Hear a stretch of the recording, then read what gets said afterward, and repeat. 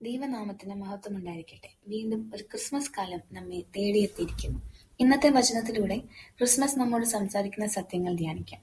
അതിന് തിരഞ്ഞെടുത്തിരിക്കുന്ന വേദഭാഗം ലൂക്കോസിന്റെ സുവിശേഷം 1-ാം അധ്യായം 28 മുതൽ 29 വരെയുള്ള വാക്യങ്ങളാണ്. ഇരുളിലും മരണനിഴലിലും ഇരിക്കുന്നവർക്ക് പ്രകാശിച്ച് നമ്മുടെ കാലുകളെ സമാധാന മാർഗത്തിൽ നടത്തേണ്ടതിന് ആ ആർദ്രകരുണയാൽ ഉയരത്തിൽ നിന്ന് ഉദയം നമ്മെ സന്ദർശിച്ചിരിക്കുന്നു.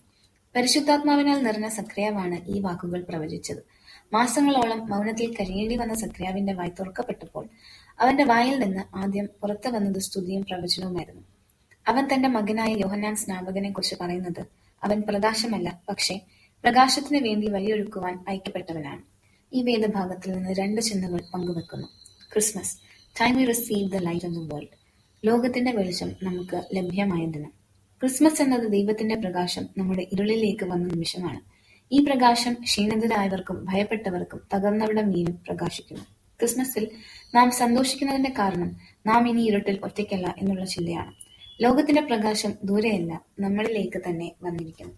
2. Christmas, the time to walk the way of God's peace. നമ്മുടെ കാലുകളെ സമാധാന മാർഗത്തിൽ നടത്തുന്നു. ക്രിസ്തുവിന്റെ പ്രകാശം നമ്മുടെ ഉള്ളിലേക്ക് പ്രവേശിക്കുമ്പോൾ അത് നമ്മുടെ നടപ്പിനെ, നമ്മുടെ ജീവിത ശൈലികളിൽ മാറ്റം കൊണ്ടുവരുന്നു. നമ്മൾ ഭയത്തിൽ നിന്ന് വിശ്വാസത്തിലേക്ക്, തകർന്ന വഴികളിൽ നിന്ന് ദൈവത്തിന്റെ വഴിയിലേക്ക് സഞ്ചരിച്ചു തുടങ്ങും. യേശു നൽകുന്ന സമാധാനം ദിനം പ്രതി നമ്മെ നയിക്കുന്ന അനുഭവമാണ്. ഈ സുവിശേഷ ഭാഗം 2 ചിന്തകൾ നമ്മെ ഓർമ്മിപ്പിക്കുന്നു.